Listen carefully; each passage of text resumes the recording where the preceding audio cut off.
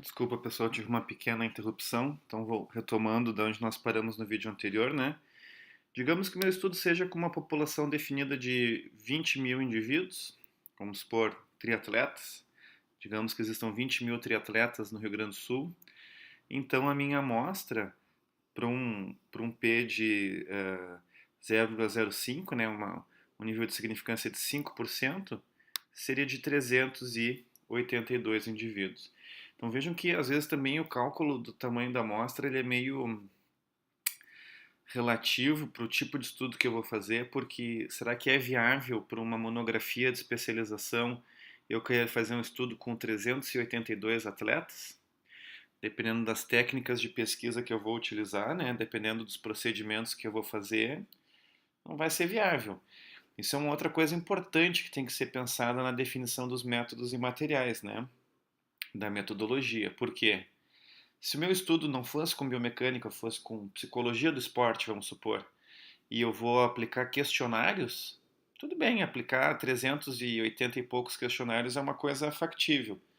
Agora, se eu vou estudar a eletromiografia, respostas eletromiográficas em corredores, vamos supor, fazer eletromiografia em quase 400 atletas e analisar esses dados de eletromiografia é um trabalho hercúleo, algo que eu diria que deveria ser reservado para um doutorado, que é um curso de 4 anos, né?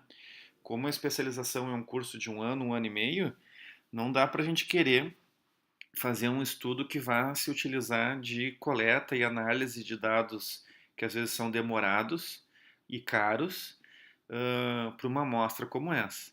E aí por isso que vale conversar com o orientador e ver se de repente para esse trabalho, né, exatamente porque é um estudo em nível de especialização, daqui a pouco nós não vamos fazer com uma amostra total calculada, vamos fazer com uma amostra menor. E para isso a gente pode, inclusive, olhar a literatura, ver outros estudos que foram feitos mais ou menos com a mesma temática e ver quantos sujeitos eles avaliaram.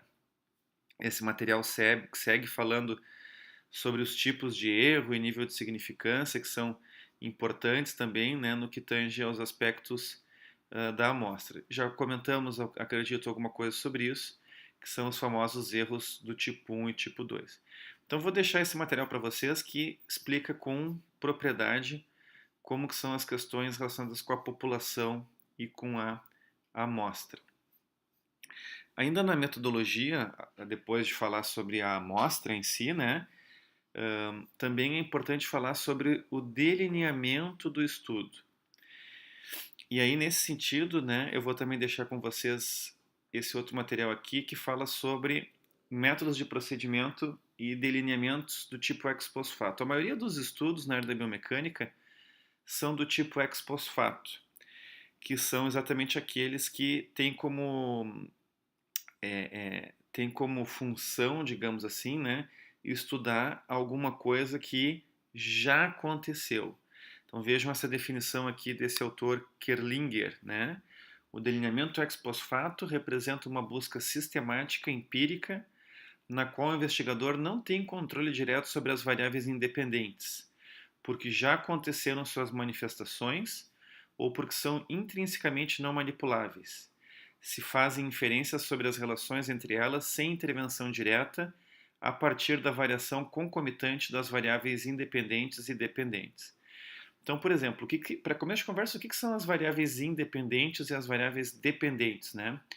Então, vamos supor que eu estou pesquisando,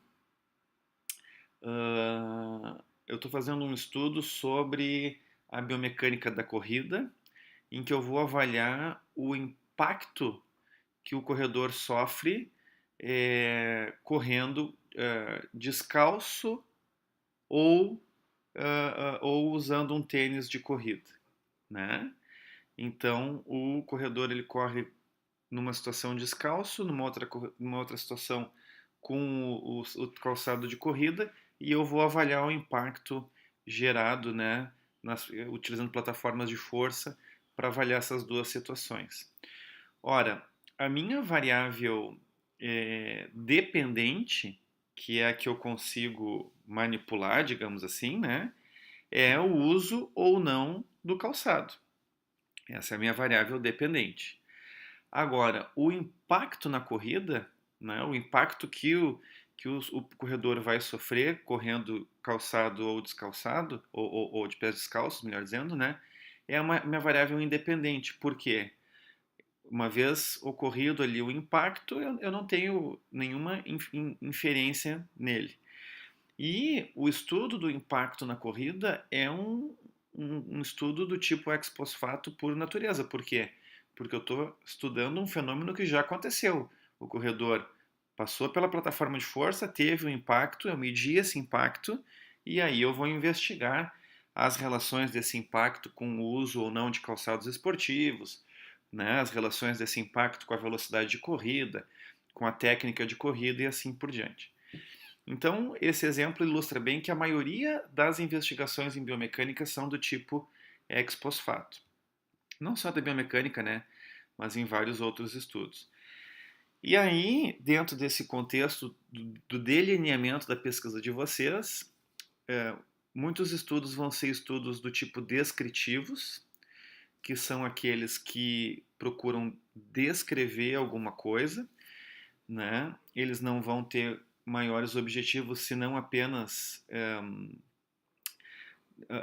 exatamente delinear, identificar, né, falar sobre algum assunto. E o mais interessante também salientar é que o tipo de estudo vai definir, de certa forma, o tratamento estatístico, a análise dos dados, que é uma coisa que nós vamos falar um pouquinho depois.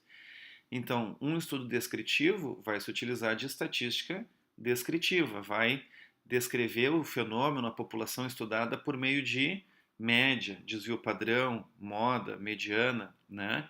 São os famosos estudos de perfil. Então, se eu quero, por exemplo, definir, né, não sei, o perfil de desvios posturais avaliados por alguma técnica de pesquisa em biomecânica em praticantes de fisiculturismo. É um estudo descritivo, né? Não tem como, não tem outro objetivo que não fazer uma descrição exploratória daquele meu grupo, daquela minha amostra, né? Outro tipo de estudo é o estudo correlacional, é aquele que vai tentar verificar o grau de associação entre duas variáveis, né? Então, naquele nosso exemplo da biomecânica da corrida, eu posso fazer um estudo com corredores que corram com diferentes velocidades, né, no meu laboratório, e aí eu vou medir o impacto nessas diferentes velocidades. Depois eu quero saber se existe uma correlação e se ela é positiva ou negativa entre a velocidade e o impacto na corrida. Será que quanto mais rápido eu correr, maior vai ser o meu impacto? É um estudo de correlação. Um estudo de correlação também vai definir o meu tratamento estatístico. Normalmente se utiliza um teste de correlação linear de Pearson, né, para avaliar o grau de associação. Esse tratamento estatístico, essa análise, é feita normalmente num programa chamado SPSS, que é a sigla em inglês para um pacote estatístico de ciências sociais, porque inicialmente ele foi criado para ciências sociais, mas depois caiu nas graças também das ciências biológicas e é muito utilizado hoje nas diferentes áreas da saúde. E pode ser encontrado no nosso laboratório de informática do nono andar. Então, todos vocês têm acesso ao SPSS. Conversem com seus orientadores, conversem comigo também se quiserem saber mais sobre o uso do SPSS para o tratamento estatístico de vocês. Outro tipo de estudo também bastante interessante são os estudos preditivos, né? Então, as investigações do tipo preditiva se caracterizam pela capacidade de estimar possíveis valores de variáveis dependentes a partir de variáveis independentes. Então, as técnicas usuais adotadas em estudos preditivos são a análise de regressão simples e múltipla, a correlação canônica e a análise discriminante. Aqui cabe, por exemplo, o uso, né, da densitometria como uma técnica para se avaliar a composição corporal e determinar equações, né, de cálculo de percentual de gordura, entre outras técnicas preditivas.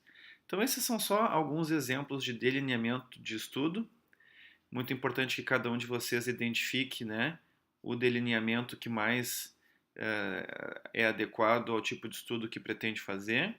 Converse também com o seu orientador e esse delineamento tem que aparecer, né, esse tipo de estudo, esse desenho do estudo tem que aparecer aqui na metodologia, ok? Muito obrigado por enquanto.